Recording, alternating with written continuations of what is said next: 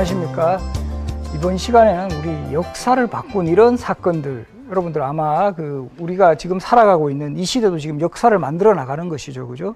그런데 이런 역사에서는 아주 중요한 고비마다 많은 사건들이 발생을 합니다.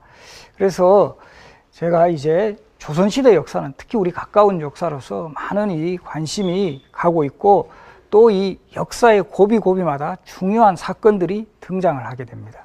그래서 우리 역사에서 조선시대, 특히 조선을 움직인 사건들, 역사의 수레바퀴를 돌린 이런 사건들을 중심으로 해서 조선시대 역사들을 하나하나 이렇게 살펴보는 것, 이것을 이제 제가 이 시간에 이제 진행을 하려고 합니다.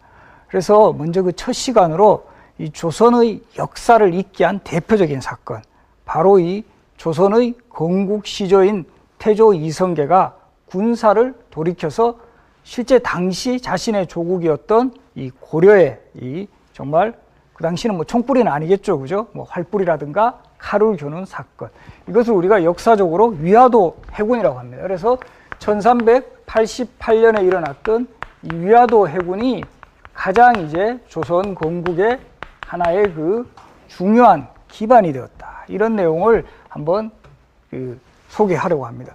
그래서 이게 보면 고려에서 조선왕조로의 어떤 그 변화, 이건 상당히 이제 많은 정치적, 경제적, 사회적인, 그냥 단순히 어떤 뭐 왕시에서 이시로 왕조가 개최됐다는 게 아니라 아주 그 중요한 정치적, 사회적 변화를 같이 수반을 하고 있습니다. 보면 고려시대, 고려 후기는 우리가 좀 불행한 역사이긴 하지만 원나라 간섭에 들어갔던 시기입니다. 그죠? 이 세계 대제국을 건설했던 그 몽고족이 세운 이 원나라, 이 몽고족, 그때는 정말 이 아시아뿐만이 아니라 저 중동, 유럽 지역까지 그 위세를 떨쳤던 세계 대제국이었습니다. 한때는 세계 대제국을 건설했고 결국 고려까지 침략을 했어요, 그죠? 그래서 고려 조정에서는 이 몽고의 침략에 대비하기 위해 가지고 결국 강화도까지 피난을 갑니다. 강화도에 피난을 가서 그곳에서 결국 저항을 했지만 결과적으로 항복을 하면서 소위 말해서 부마국이라 그래가지고 원나라의 사위국으로 전락을 하게 됩니다. 그래서 이 고려의 왕들은 전부 다 몽고 황제의 사위가 되는 거예요. 우리가 그 잘 알고 있는 공민왕 같은 경우도 몽고 원래는 원나라 황제의 사위였습니다. 그러니까 그 부인은 어느 나라 국적이 어디 나라죠? 공민왕의 부인 누굽니까? 노국공주, 원나라 공주입니다. 원나라 공주. 그래서 이 원나라의 그 사위국이 되면서 원나라가 오랫동안 고려를 지배하는 과정에서 우리 일제시대는 어떤 세력이 생겨납니까? 일제 간섭이 오래되면서 친일 세력이 생겨나죠. 이 원나라에서도 이 원나라 간섭이 오래 지속이 되면서 소위 말하는 부원 세력이 생겨나요. 원나라에게 이 빌붙은 이런 세력들이 생겨나면서 이런 세력들이 주로 이 권문세족의 중심을 이루어요. 지금 일제시대의 친일 세력처럼 원나라의 부원 세력, 이런 사람들이 고려 후기에 계속 기득권을 확보하면서 정치, 경제적인 특권을 가졌다 해서 권세와 가문이 있으면서 영원히 그게 세습되는 그런 그 집단에서 권문세족이라고 한다라는 거죠.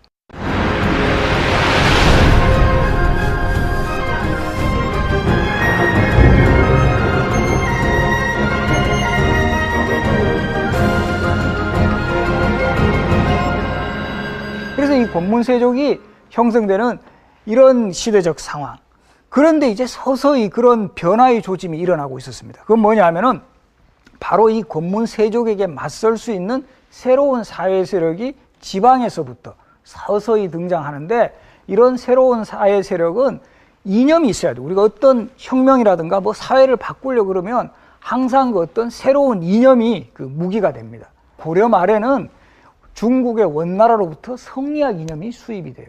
우리나라의 그 성리학을 처음으로 도입한 사람 누가 있죠? 안양이 있습니다. 그죠? 안양.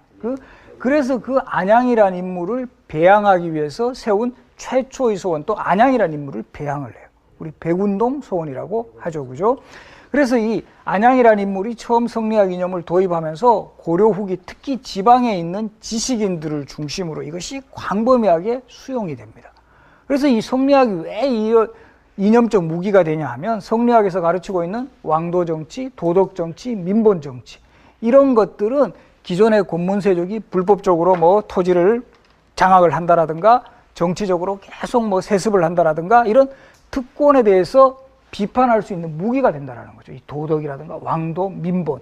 그래서 이런 세력들이 서서히 이제 성장하는데 우리가 바로 이런 사람들을 역사적으로 사대부, 새롭게 흥기했다 해서 신흥 사대부 또는 신진 사대부라고 합니다. 그래서 이 신진 사대부가 이제 형성되면서 기존의 특권 세력을 서서히 비판할 수 있는 이런 분위기가 형성이 되고 있었다. 이거 매우 중요합니다. 그리고 이 신흥 사대부의 가장 핵심에 섰던 인물 혹시 기억하십니까? 누가 있죠? 정도전이라는 인물이 있어요. 정도전. 그래서 이 정도전, 조준, 남은 이런 사람들이 중심이 되어가지고 이 서서히 이 사회를 바꾸려고 하는 이런 움직임들을 계속 이제 추진해 나갑니다. 그래서 이 신흥사대부의 중심이 있었던 이 정도전이라는 인물 상당히 주목할 만해야 되고 우리가 보면 결국 조선 건국의 최핵심에서 활약을 하는 인물이 됩니다. 이 정도전. 그래서 이 정도전은 신흥사대부로 활약을 하면서 이 권문세족의 부정과 비리를 극복할 수 있는 이런 사회를 만들어야 된다. 이런 생각을 합니다. 그리고 이 신흥사대부들이 성장하는 데 있어서 중요한 기반을 마련해 준 왕이 공민왕이라는 왕이에요. 공민왕. 기억하시죠? 그죠? 아까 노국공주에서 제가 설명을 했지만 그래서 이 공민왕 때 그 성균관을 부활을 시킨다거나 이런 조치를 통해서 신흥사대부들로 하여금 적극적인 개혁 정치를 하려고요. 또 여기서 보면 공민왕은 또 중요한 점은 바로 이 원나라의 간섭에서 벗어나려고 했던 대표적인 왕입니다. 그리고 다시 이제 중국 상황을 한번 보면은요, 중국은 이 원나라가 그렇게 강하게만 보였던 원나라가 서서히 쇠퇴하고 새로운 신흥강국 명나라가 서서히 성장을 합니다. 그래서 이 고려 후기가 되면은 원나라하고 명나라의 어떤 충돌이 계속 전개되는 그런 시기입니다. 그래서 이 명나라의 성장에 발맞춰 가지고 이 신흥 사대부들은 주로 명나라 쪽하고 이제 가까이 하려는 원나라의 간섭에서 벗어나려면 이 명나라하고 좀 친교를 맺어야 된다라는 이런 생각을 하게 됩니다. 그래서 큰 흐름으로 보면 사회 정치 세력에서는 권문세족을 비판하는 신흥 사대부의 성장이 두드러지는 시기다라는 점, 이런 시기하고 또 맞물려 가지고 대외적으로 원나라와 명나라의 세력 교체가 일어난다고 했죠, 그죠? 그런 또 상황에서 국제적으로 또 어떤 변수들이 있냐 하면 고려 말에는 특히 외부의 침략이 많아지는 해요. 많아지는 그런 시기입니다. 저 북방의 여진족, 그리고 홍건족, 그 다음에 남쪽의 왜구까지 계속 고려 조정을 압박을 합니다. 그러니까 우리가 전쟁이 일어나면 어떤 세력이 뜨게 되죠? 소위 말해서 무인 세력이 뜨게 됩니다. 성장을 하게 됩니다. 그렇죠, 그죠? 아주 평화기에는 군인들이 별로 힘을 쓸 일이 없습니다. 그러나 전쟁이라는 시기에는 바로 무인 세력의 성장이 두드러집니다. 우리 가까운 현대사를 보더라도 우리나라에 사실은 그 대통령 중에도 군인 대통령이 많이 배출이 됐죠. 군인 출신. 이렇게 된 데는 사실은 6.25 전쟁이라든가 월남 전쟁이라든가 이런 전쟁 상황이 우리 한반도에도 오랫동안 지속이 되었기 때문에 그 소위 말하는 이 군인 출신들이 성장할 수 있는 그런 기반이 됐다라는 거죠. 마찬가지로 고려 말에 외적이라든가 홍건족, 여진족이 침략하는 과정에서 무인 세력의 성장이 두드러졌고 이때 고려 무인을 대표하는 두 명의 인물이 있었습니다. 누구죠? 최영, 이성계. 이 사람들이 거의 그 뭐 투톱쯤 됩니다. 최영 장군하고 바로 이성계. 그래서 이 두 사람이 특히 전장에서 공을 세우면서 아주 고려 백성들에게 신망을 얻게 되고, 야, 저 사람들이야말로 우리의 이제 영웅이 될 수 있다. 이런 인식을 갖게 합니다. 특히 최영과 같은 인물은 개성에서 뿌리가 있는 아주 그 원래 이제 정통성 있는 무장이었다면, 이성계는 고향이 저 함흥입니다. 함흥. 한경도 함흥. 지금도 보면 저 오지죠, 그죠? 가장 오지일 수 있는 그 함흥 출신이었는데, 그 시골에서 정말 그 활 잘 쏘고 뭐 칼 잘 쓰고 말 잘 타고 이런 인물이어서 그냥 아마 외적의 침략이 없었다면 이성계는 그렇게 부각이 될 수 없는 인물이었어요. 그러나 이 전쟁의 과정에서 계속 승리를 거듭하면서 고려 백성들에게는 그야말로 희망으로 떠오른 인물이 태조 이성계였습니다. 그래서 이런 과정에서 바로 또 이성계를 주목했던 인물이 바로 정도전입니다. 정도전. 그래서 정도전은 계속 혁명 의지를 불태웠던 신흥 사대부의 핵심 인물이에요.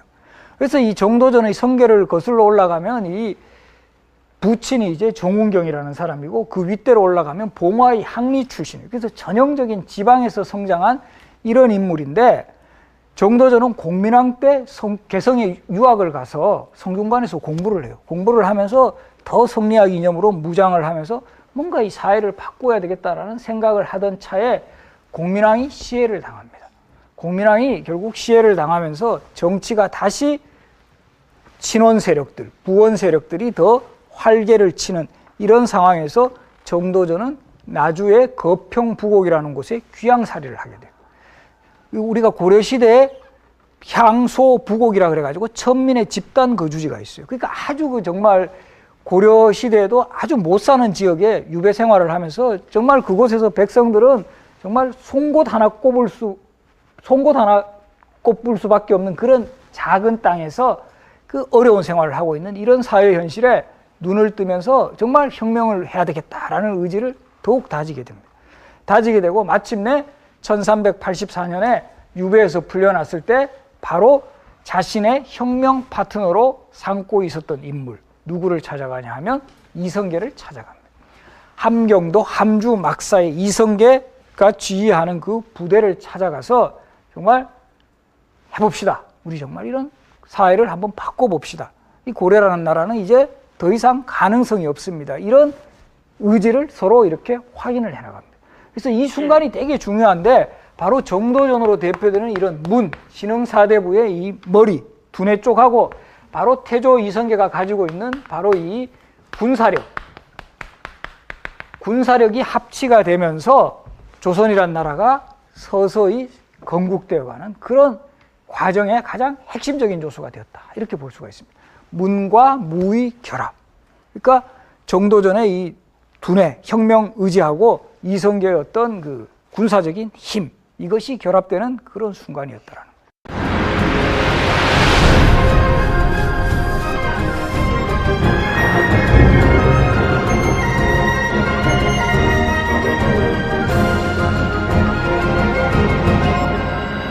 서서히 건국되는 이런 상황을 맞이하게 되었을 때 또 한 번 중대한 그 역사를 물꼬를 바꾼 그런 사건이 발생합니다. 바로 이 제가 제목에서도 지적을 했지만 조선을 움직인 대표적인 사건입니다. 바로 이 위화도 해군이 일어납니다. 위화도 해군의 배경에 대해서 이제 설명을 드리면은 아까 말씀드렸죠. 국제 정세가 이제 원나라 세력이 서서히 쇠퇴하고 명나라가 흥기한, 명나라는 저 남쪽에서 일어났어요. 그러면서 지금 우리 고려 북쪽, 지금 압록강 주변을 둘러싸고 이 지역을 서로 차지하려는 경쟁이 벌어지고 있었습니다. 원나라하고 명나라 사이에서. 그러면서 명나라 쪽에서 천령 이북의 땅을 우리가 차지하겠다라고 선언을 하게 됩니다. 원래 그것은 원나라가 지배하고 있었던 땅이지만 원래 뿌리를 거슬러 올라가면 바로 고려의 땅입니다. 천령 이북의 땅을 우리가 차지하겠다 하니까 원나라가 이제 난리가 났습니다. 원나라가 이제 명나라가 자꾸 이제 북쪽으로 이제 자신을 압박해 오고 있으니까 안 되겠다 싶어가지고 원나라의 힘만으로는 저 명나라를 물리치기에 역부족이다라고 판단을 해서 고려 조정에 파병을 요청합니다. 명나라는 신흥강국, 원나라는 전통적인 우방국. 과연 원나라를 배신하고 그냥 명나라의 요구에 그냥 대응을 할 것인가? 아니면 원나라, 우리의 원래 우리가 모셨던 그 원나라가 이렇게 어려울 때 우리가 도와주는 것이 바로 우리의 보답이다. 이렇게 판단하는 것이 옳은 것인가? 고려조정 상당히 흔들립니다. 특히 대표적으로 최영과 이성계가 서로 이제 의견을 달리합니다. 최영은 오히려 이 기회다.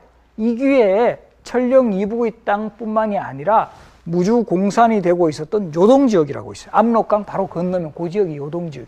이 요동지역까지 정벌을 하자. 이렇게 생각을 합니다. 그래서 이성계가 이때는 최영보다 그 서열로 치면 더 밑에 있어요. 최영이 국군 통수권자쯤 됩니다. 국군 통수권자가 되기 때문에 최영이 저 명나라 정벌에 나서자 해서 이제 결정을 합니다. 명나라 정벌에 나서자. 이게 그리고 요동을 차지하자. 그래서 이것을 우리가 역사적으로 요동정벌론이라고 합니다. 그래서 이 땅을 정벌하자라는 이런 최영의 결정에 이성계도 그때는 밑에 있었으니까 할 수 없이 동의할 수밖에 없었죠. 그래서 최영이 총사령관은 내가 총사령관을 맡을 때니까 이성계하고 조민수라는 사람을 시켜서 조민수는 좌군 사령관, 이성계는 우군 사령관으로 삼아서 원정군을 편성을 합니다. 그리고 최영의 명령에 의해서 이성계는 정말 자신이 원치는 않지만 어쨌든 상관의 명령이니까 갑니다.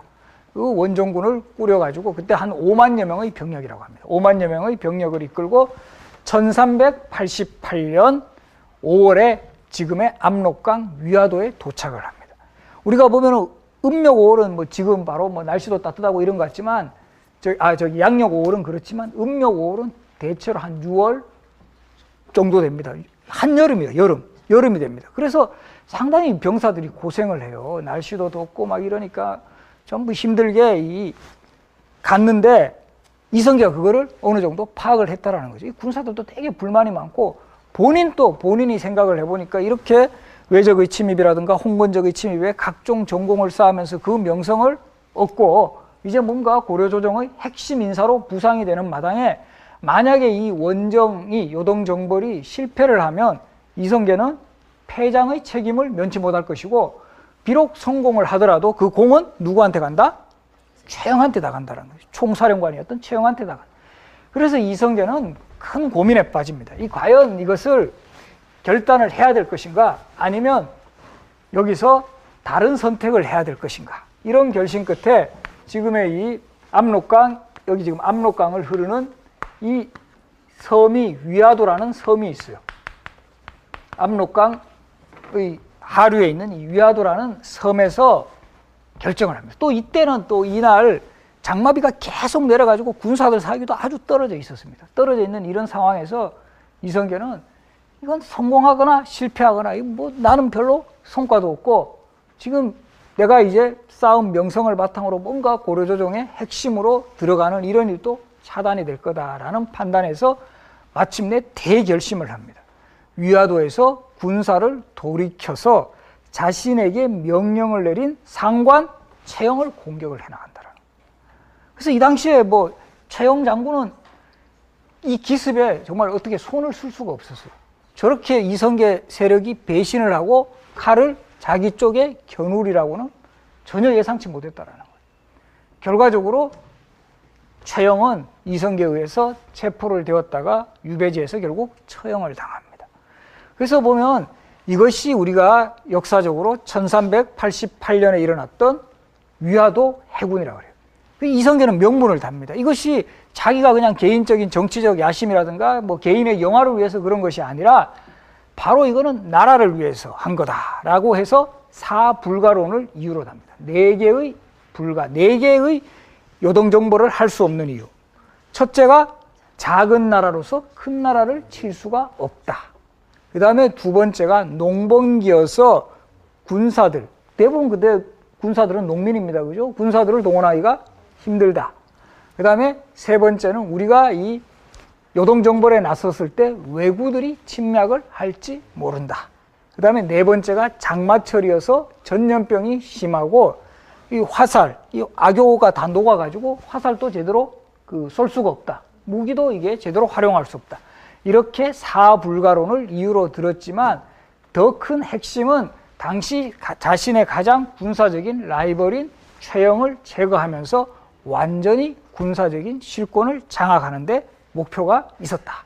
이렇게 해석할 수가 있습니다. 우리가 보면 항상 이런 역사적 사건에서는 약자들에게 대한 동정이라든가 이런 사람들에 대한 우호적인 감정이 상당히 많이 이제 있게 됩니다. 그래서 이 최영 장군에 대해서는 상당히 강직하고 아주 정말 부정축제가 없는 그런 장군으로 묘사가 되면서 최영 장군이 남긴 마지막 말씀 뭐죠? 황금을 보기를 돌같이 하라. 이런 말들이 계속 회자되는 것도 최영은 참 괜찮은 사람이었는데 정말 이렇게 당하고 말았다. 그리고 또 최영 장군이 또 저런 분노를 표시하면서 이런 이야기도 했다고 합니다. 내 무덤에는 풀 한 폭이 자라나지 않을 것이다. 근데 실제 또 공교롭게도 지금 경기도 고양시에 가면은 최영 장군의 무덤이 있어요. 한번 가보십시오. 정말 풀이 없어요. 그래서 이것도 정말 꼭 최영 장군의 무슨 무덤이 아주 특별해가지고 풀이 없는 게 아니라 어떤 토양의 이유라든가 딴 이유에서 풀이 안 났을 가능성이 많은데 사람들은 그거를 믿고 싶어 한다라는 거예요.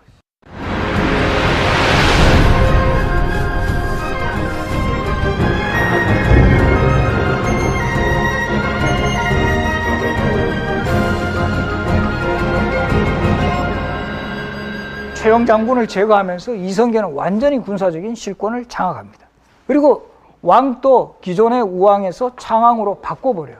왕까지 이제 바꾸면서 실질적으로는 자신이 권력을 다 차지하는 이런 모습을 보이는데, 또 중요한 포인트가 바로 자신이 왕이 되지는 않습니다. 이때도 백성들 역시 거부감이 있어요. 저 한경도에서 그 촌놈 출신, 촌놈이라 그러면 조금 불경합니다만은 그 시골 출신인 장군이 어느 날 중앙의 핵심의 그 최세력가가 되고 이 사람이 바로 왕이 되었다면 백성들의 저항이 엄청날 거라는 거죠. 그래서 그것을 어느 정도 희석화시키기 위해서 우선은 고려왕으로 계속 왕위를 이어가게 해요. 우왕 다음에 창왕, 창왕 다음에 공양왕. 이 시기를 어떻게 보면 노리고 있다는 거죠. 그렇게 권력은 확실하게 자신이 이제 장악을 했지만 왕은 고려왕에게 넘김으로써 나는 왕위에는 별다른 욕심이 없다라는 걸 보여주면서 그 대신에 어떤 작업들을 해나가느냐 하면 자신의 홍보 작업을 계속 해나갑니다. 나 이런 사람이다. 나 이성계 정말 무장으로서 실력도 갖췄고, 또 그 당시 백성들은 뭘 좋아하죠? 예나 지금이나 백성들은 다른 거 정치가 어떻게 되는 이런 문제보다도 내가 앞으로 얼마나 더 잘 살 수 있고 더 행복하게 살 수 있냐, 이런데 훨씬 신경을 쓴다라는 거죠. 그래서 단행한 토지개혁이 과전법이라는 토지개혁이에요. 그러니까 과전법이라는 토지개혁은 기존의 권문세족이 가지고 있던 이런 대규모 토지라든가 농장들을 다 접수를 해가지고 새로운 진흥 사대부들 또는 관리들 또 일반 백성들에게도 훨씬 세금을 가볍게 해가지고 그것을 나눠주는 거예요, 토지를. 그런 식의 조치를 취하니까 백성들은 이성계 참 저 양반 권력 잡으니까 괜찮네, 이런 생각을 하게 되는 겁니다. 그죠? 그래서 고려 말에는 쌀밥을 가리키는 용어가 뭐였다? 이팝이라고 불렀다고요. 이 씨가 내려준 밥이다. 그래서 백성들은 이성계 저 사람 참 괜찮네, 이런 마음을 다 갖게 한 다음에 결과적으로는 공양왕이라는 왕의 양보를 받는 방식으로. 그래서 태조 이성계는 공양왕이 1392년 7월 개성의 수창궁, 고려 시대 수도였던 개성의 수창궁이라는 궁궐에서 공양왕이 이런 선언을 합니다. 나는 덕도 없고 능력도 부족해서 더 이상 왕의 자리에 앉기가 미안하다. 그래서 나는 왕의 자리에서 물러나려고 한다. 이런 선언을 하고 난 다음에 태조 이성계를 추천을 합니다. 그래서 태조 이성계가 의 어떤 행적을 정리한 태조실록의 기록을 보면은요, 3번을 사양했으나 거듭 왕위에 오르시라고 해서 할 수 없이 한다는 식으로 명문상으로는 그렇게 기록이 되어 있어요. 정말 공양왕이 3번 양보한다고 그럼 내가 끝까지 할게 이랬으면 공양왕도 좀 더 최후가 좀 더 빨리 왔을지도 모릅니다. 그죠?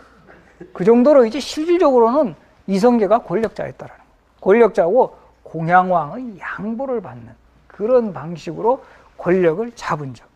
이것도 우리 역사에서 참 묘하게 오버랩되는 장면이 있습니다. 그죠? 1979년에 12.12 군사 쿠데타 성공 이후에 바로 전두환 대통령이 바로 대통령 안 됩니다. 그죠? 누가 되죠?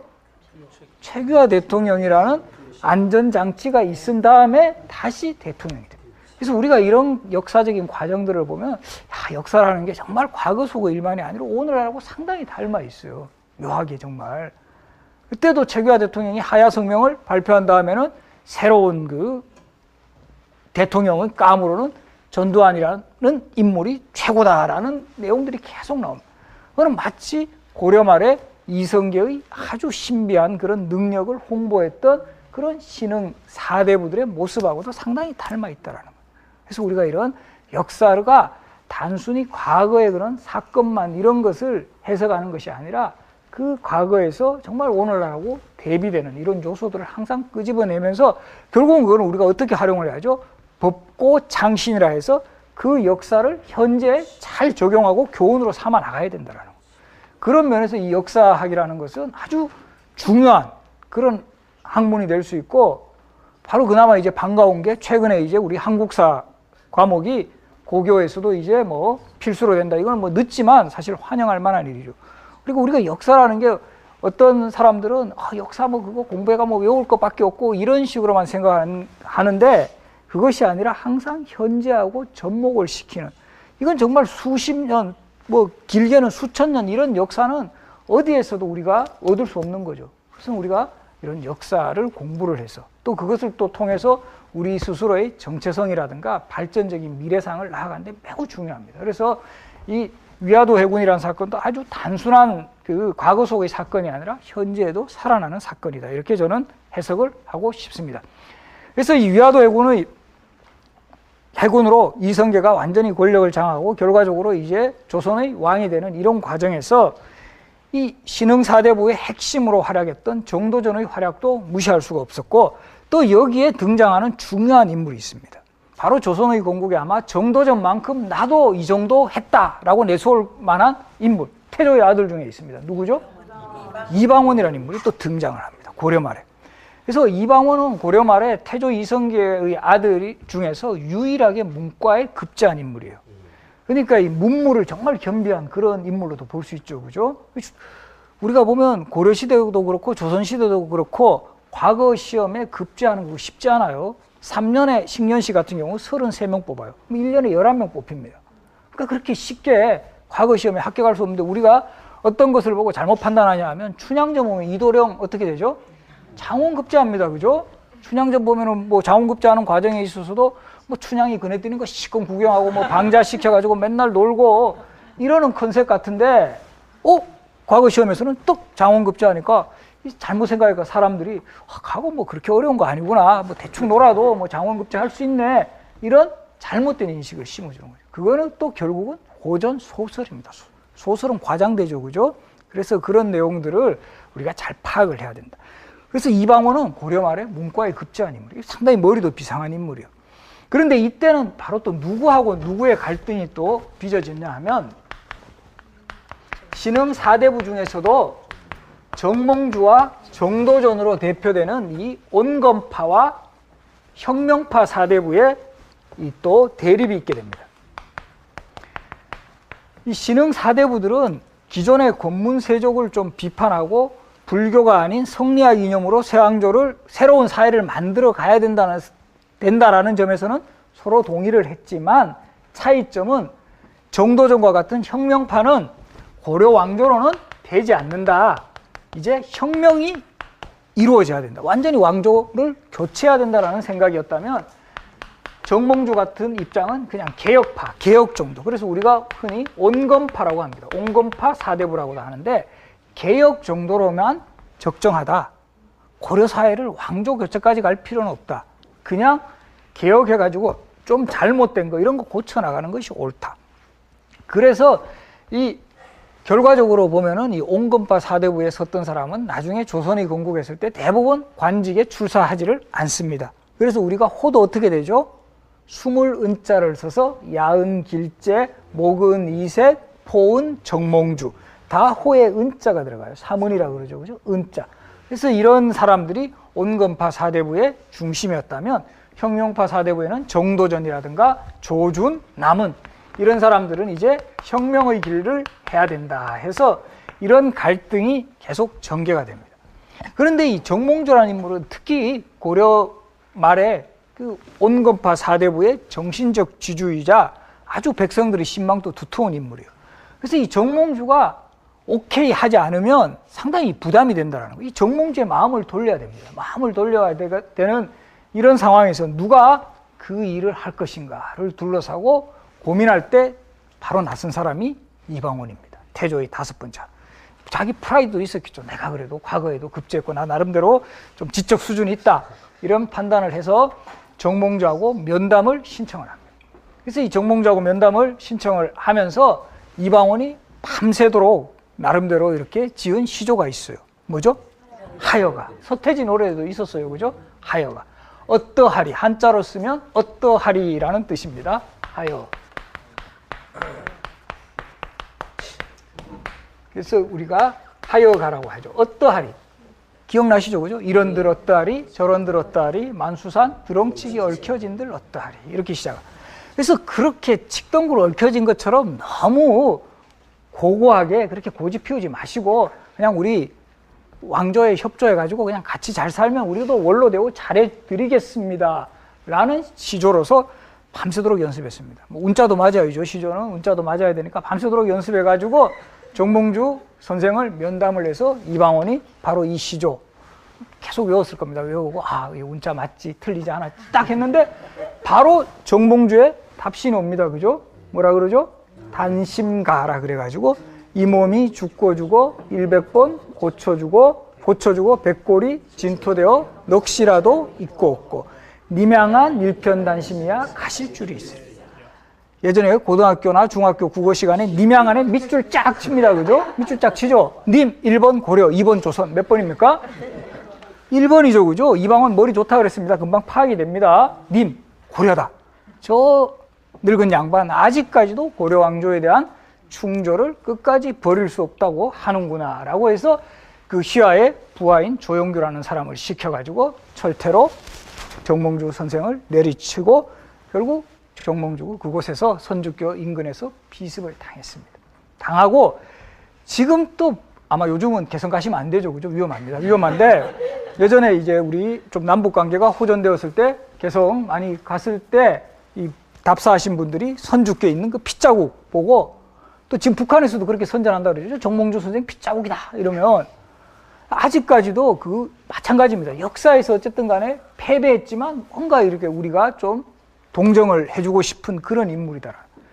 아마 거기도 정말 뭐 정몽주 선생 피가 무슨 저기 염색된 그런 것도 아니고 뭐 페인트도 아닌데 그게 아마 그런 게 있었겠습니까? 많은 그 피가 아니더라도 아마 그때 붉은 흔적이 있었을 거예요. 그러니까 누군가가 우기기 시작했다라는 거죠. 저거 정몽주 선생 피다 이러니까 사람들은 그 억울하게 죽은 죽음에 대해서 뭔가 이렇게 보상하고 싶어하는 그런 마음들이 선주교의 피로 결국은 계속 해자된다. 아까 말씀드린 최영 장군 무덤에 풀이 나지 않는다. 정몽주 선생의 선주교의 피자국이라든가 우리가 보면은 또 동학농민 운동의 주동자로 했다가 처형을 당한 인물 누가 있죠? 전봉준 장군을 녹두 장군이라고 했어요. 그죠? 그래도 우리가 그 노래에도 보면 새야 파랑새야 녹두밭에 앉지마. 결국 전봉준 장군은 억울한 죽음 이런 거에 대해서 뭔가 이렇게 보상을 해주고 싶어하는 그런 그 마음 같은 것이 쫙 계속 이어진다라는 거죠. 그래서 이런 것이 또 우리가 역사에서 단순히 한 개의 일만이 아니라 연결을 시켜보면 그런 것이 계속 거듭된다. 그 억울하게 죽은 사람에 대해서 민간에서라도 그거를 보상해주고 싶어하는 그런 욕구들이다. 이렇게 해석을 하시면 되겠습니다.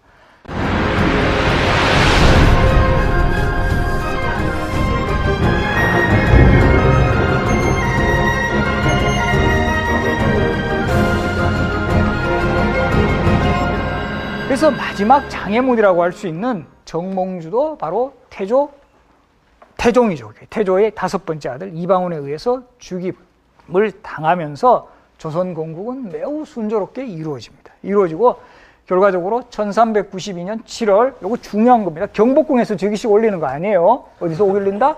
개성의 수창궁에서 형식도 공양왕의 양보를 받았어요.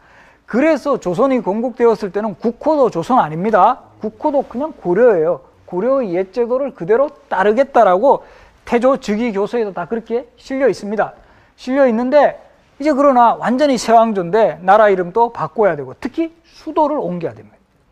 그러니까 이성계 입장에서 보면 이 고려의 개성이라는 도시는 고려의 왕족들이 계속 활동을 했고 그 건문세족의 그 거점입니다. 그러니까 이 수도를 옮기고 싶어 했다라는 거죠. 그래서 그 역할을 맡은 인물도 바로 이 정도전입니다. 그래서 미리 정도전을 시켜서 이 새로운 왕조의 국호와 수도에 대해서 한번 연구를 해라. 이렇게 해서 그 역할을 또 확실하게 추진한 인물이 바로 정도전입니다. 그래서 먼저 국호를 조선으로 한 까닭을 한번 살펴보면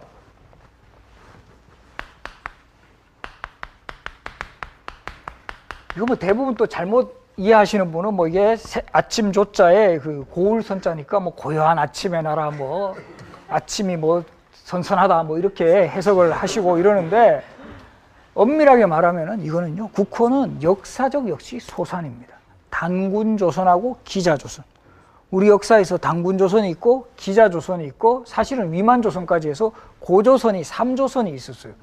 그래서 이 단군조선에서 가장 핵심적으로 이제 수용하는 것은 뭐냐면 단군이 어떤 존재죠? 하느님의 아들인 환인. 결국 환인과 웅녀의 결합으로 낳은 아들이죠. 뿌리를 거슬러 올라가면 하늘의 자손이다라는 거. 그래서 이 우리 단군이라는 존재, 단군조선에서는 혈통의 독자성, 천손의식 이런 게 있다라는 거죠. 우리는 혈통이 독자적이고 천손의식이 있다라는 게 있고, 그 다음에 이 기자라는 인물은 원래 이제 중국의 은나라 인물이었는데 은나라가 멸망할 때 조선으로 귀화한 사람입니다. 조선으로 옮겨온 사람이에요. 그 기자가 조선으로 오면서 많은 유교 문화 이런 것, 도덕들을 이 우리 조선에, 그 당시로는 고조선이죠. 기자조선이라고 하는데 이 고조선에 전파한 문화의 담당자다. 선진 문화를, 중국의 선진 문화라든가 이런 도덕을 우리에게 도입시켜준 그런 인물이다 해서 단군조선과 기자조선의 이런 혈통의 독자성과 문화적인 우수함 이런 것들이 우리가 그대로 수용하자 해서 이것이 반영된 국호가 바로 조선이라는 국호입니다. 그래서 이거 잘 알아두세요. 이 조선이라는 국호도 그냥 만든 게 아닙니다. 옛 전통에서 이어받아서 국호를 조선으로 했다라는 점. 그 다음에 또 하나 아까 포인트로 지적을 했죠. 이제 새로운 왕조가 이제 개창이 됐습니다. 수도가 바뀌어야죠. 그죠? 이 개성이라는 도시는 이제 구귀족이 득실거리고 있고 뭐 고려 왕조 이게 별로 소위 말해서 새롭게 판을 짜야 됩니다. 새롭게 판을 짜기 위해서 선택한 도시가 바로 한양입니다. 조선의 수도로, 지금의 서울이 조선의 수도로 결정되는데 가장 중요한 요소는 사실은 이 방어적 개념입니다. 서울이라는 도시 지금 또 보시면 북쪽으로는 북악산, 남쪽으로는 남산, 그 다음에 동쪽으로는 낙산. 지금 또 낙산공원 있죠, 그죠? 서쪽으로는 무슨 산? 인왕산이 있어가지고 4곳 산으로 쫙 둘러싸여 있습니다. 둘러싸여 있기 때문에 방어가 아주 하기에 좋은 도시다라는 거죠. 그죠? 그렇죠, 그죠?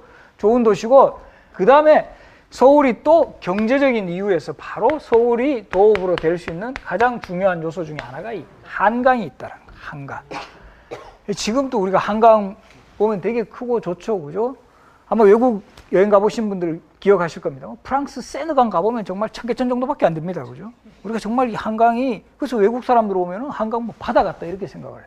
실제 한강은 바다로 연결이 됩니다, 그죠? 이쪽으로 해서 여기 있는 저쪽 그 강원도 소양강에서 오는 북한강하고 저 충주, 여주에서 올라오는 남한강 물길이 합류를 해서, 합류하는 곳 뭐라 그러죠? 두물머리, 양술이라고 그러지 않습니까? 그죠? 여기서 합류를 한 물이 이렇게 동쪽에서 서해 바다로 빠져나가는 거예요.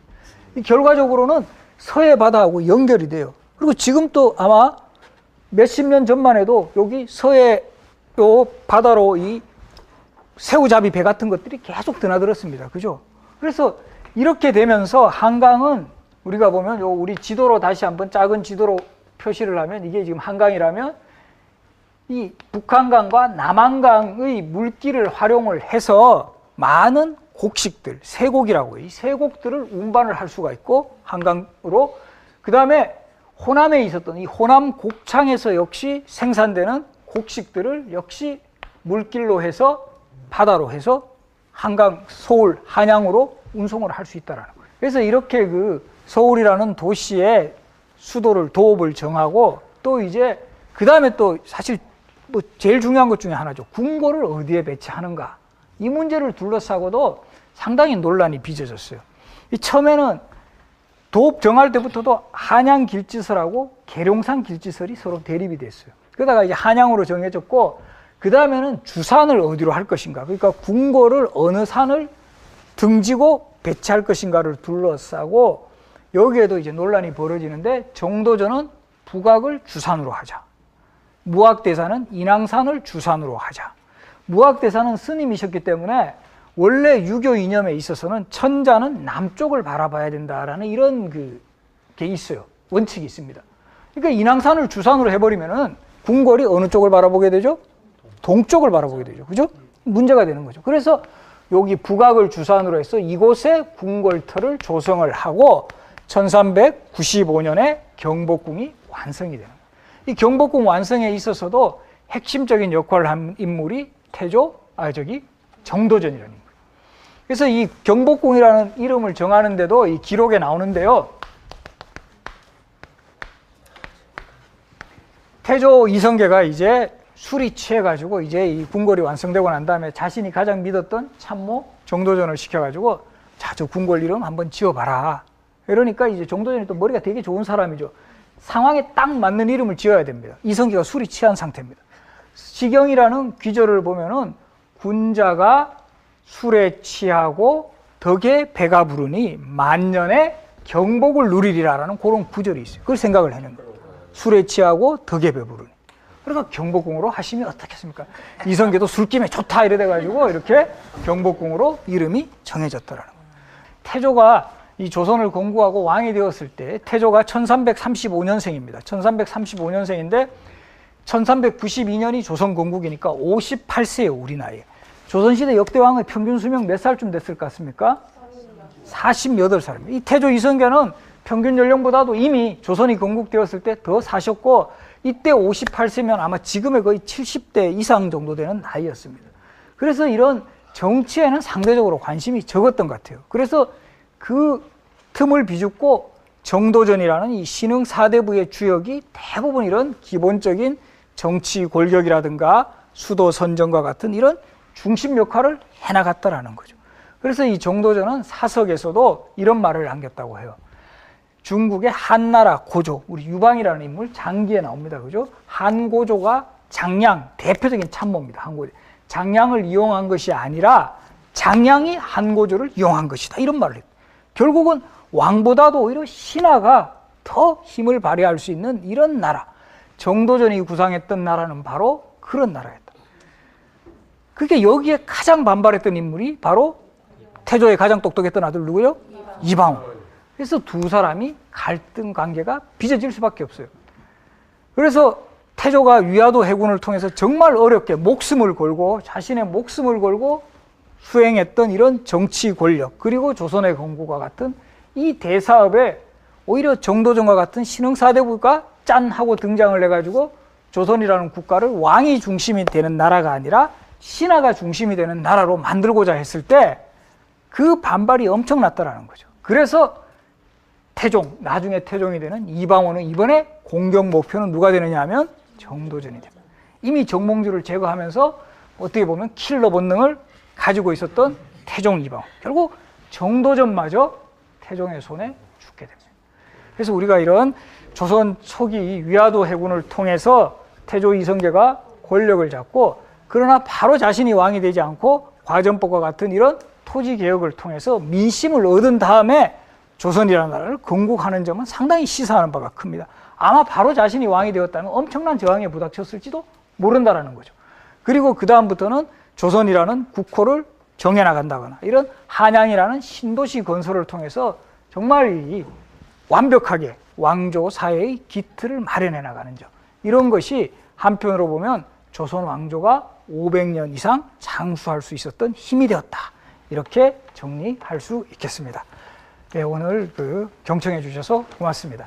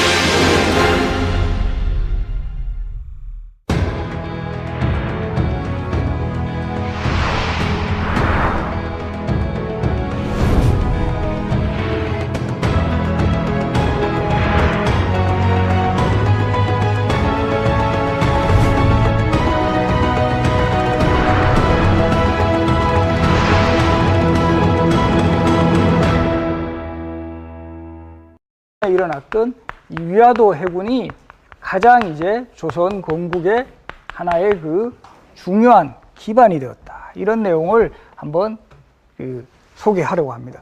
그래서 이게 보면 고려에서 조선왕조로의 어떤 그 변화, 이건 상당히 이제 많은 정치적, 경제적, 사회적인 그냥 단순히 어떤 뭐 왕시에서 이시로 왕조가 개최됐다는 게 아니라 아주 그 중요한 정치적, 사회적 변화를 같이 수반을 하고 있습니다.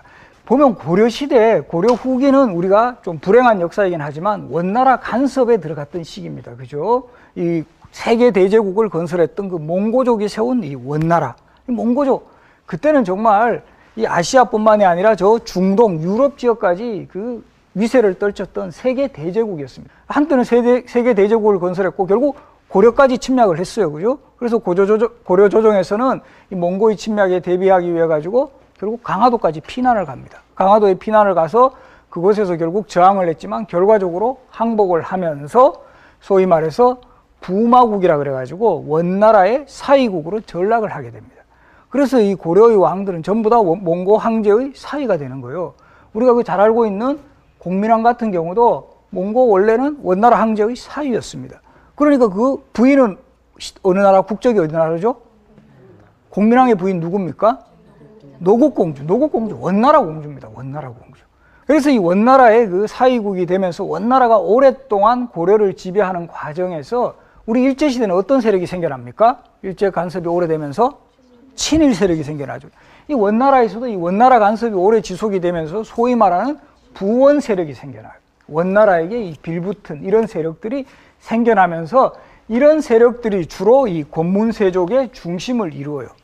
지금 일제시대의 친일 세력처럼 원나라의 부원 세력, 이런 사람들이 고려 후기에 계속 기득권을 확보하면서 정치, 경제적인 특권을 가졌다 해서 권세와 가문이 있으면서 영원히 그게 세습되는 그런 그 집단에서 권문세족이라고 한다라는 거죠.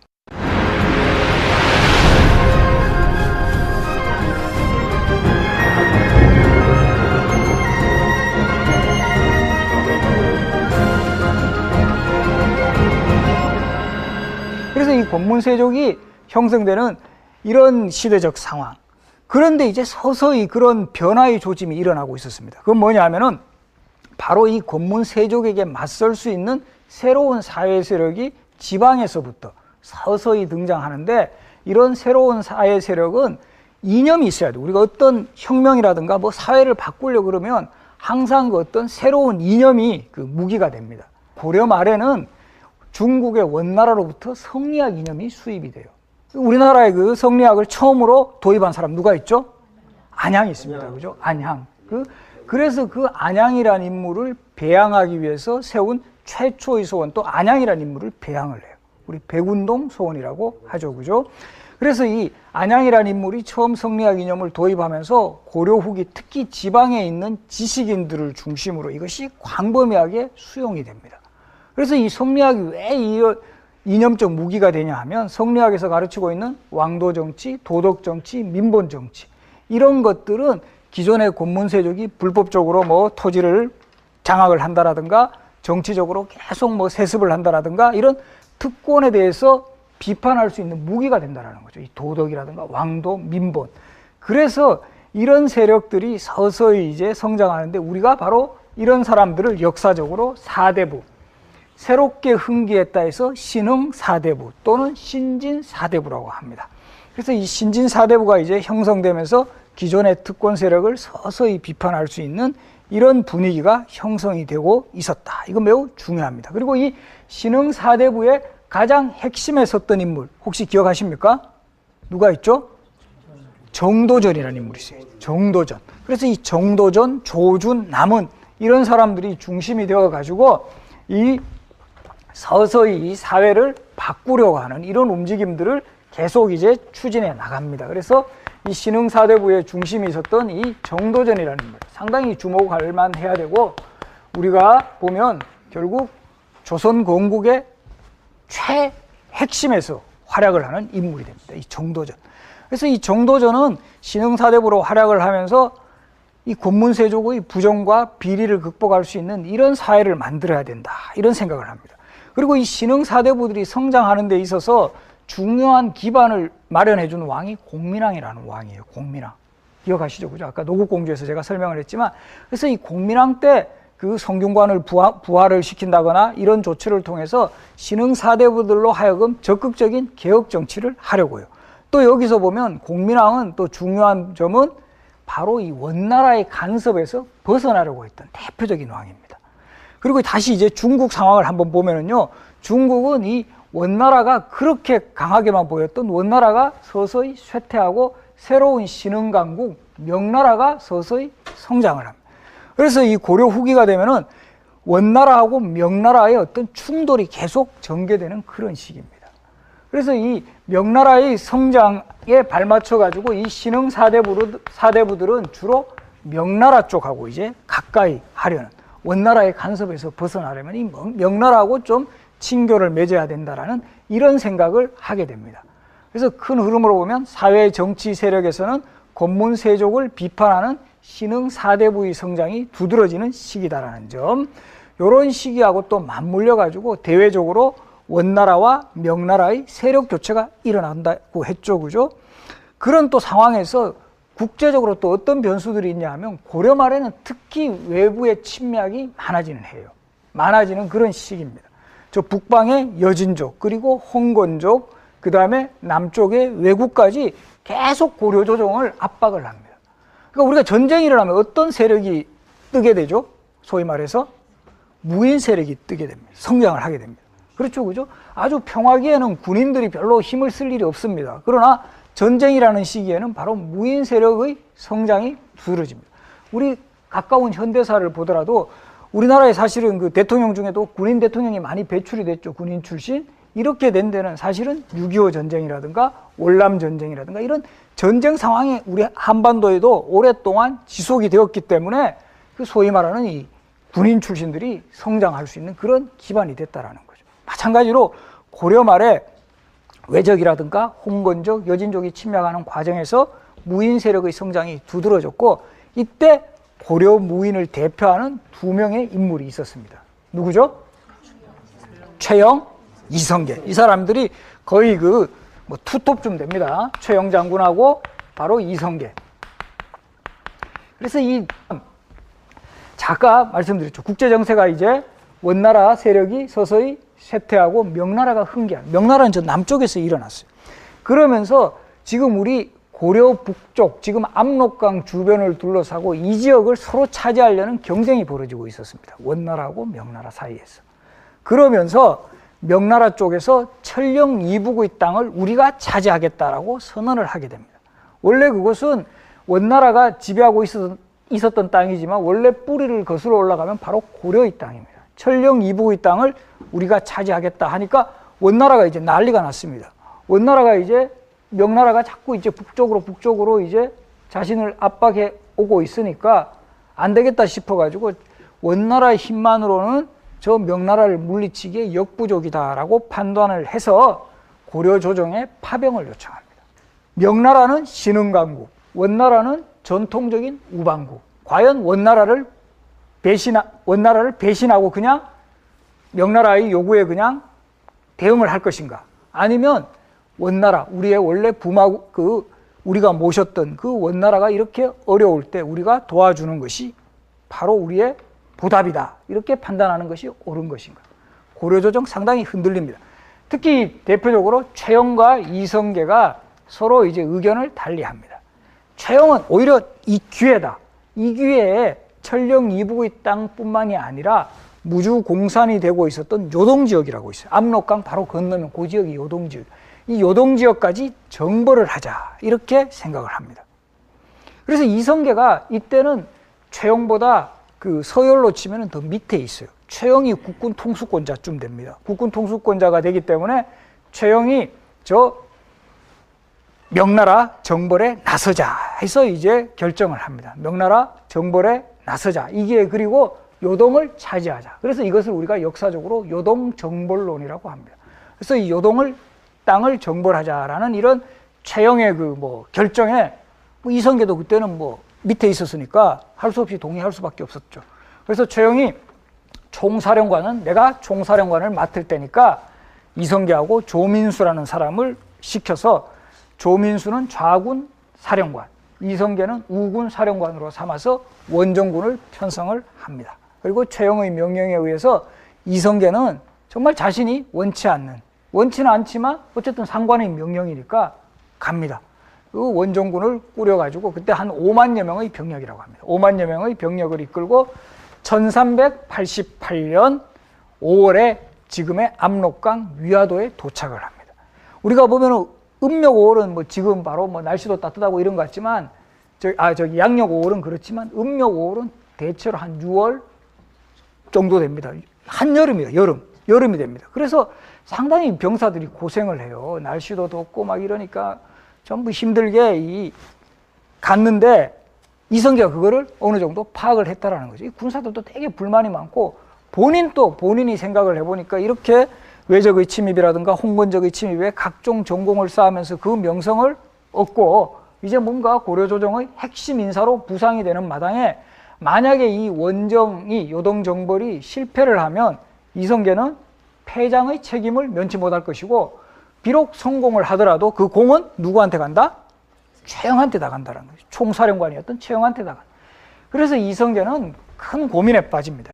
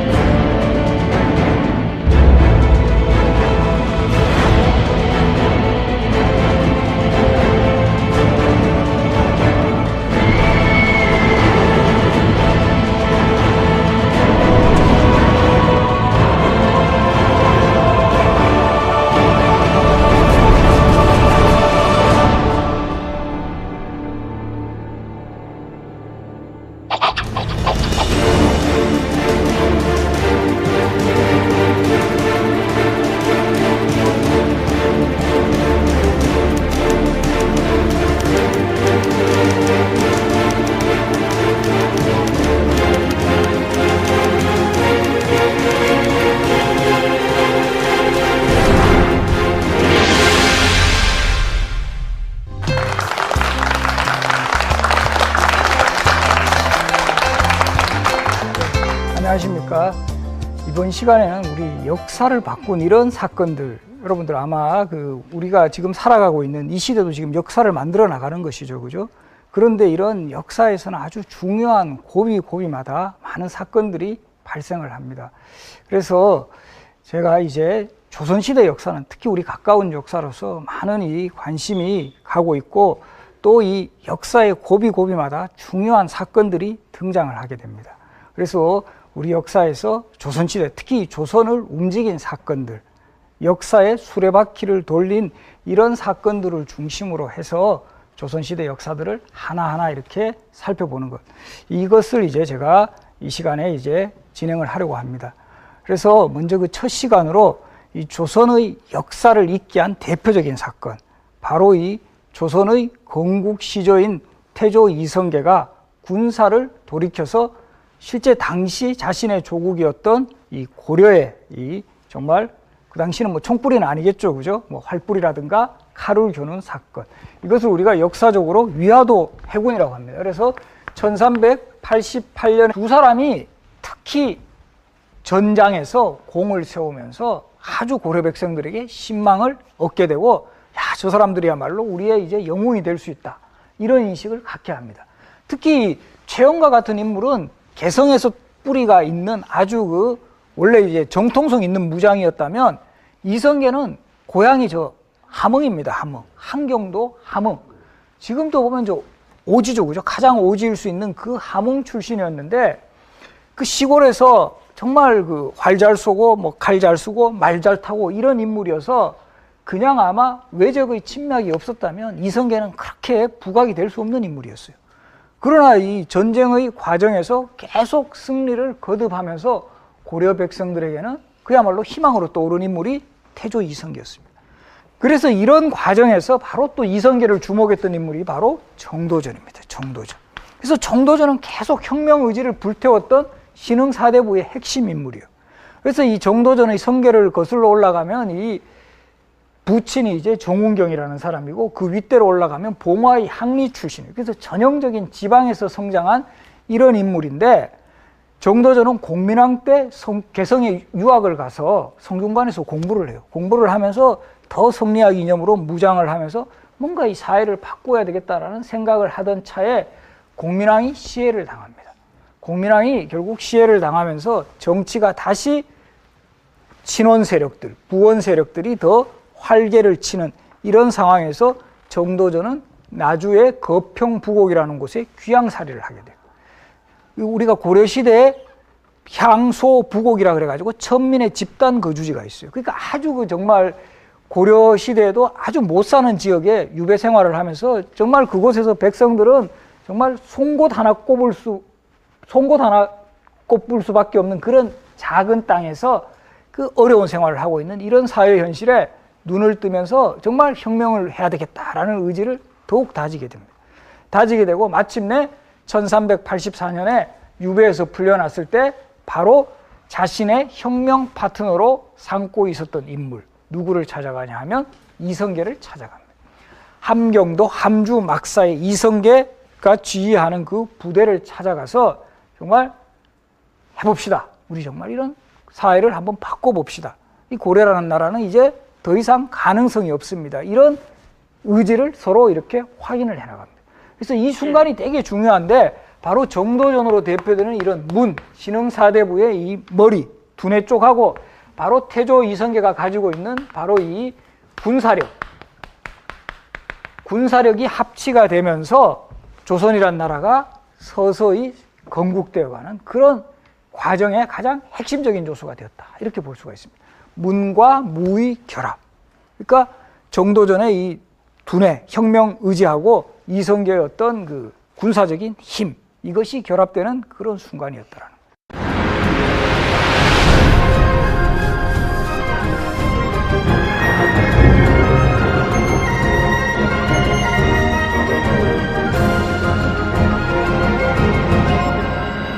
서서히 건국되는 이런 상황을 맞이하게 되었을 때 또 한 번 중대한 그 역사를 물꼬를 바꾼 그런 사건이 발생합니다.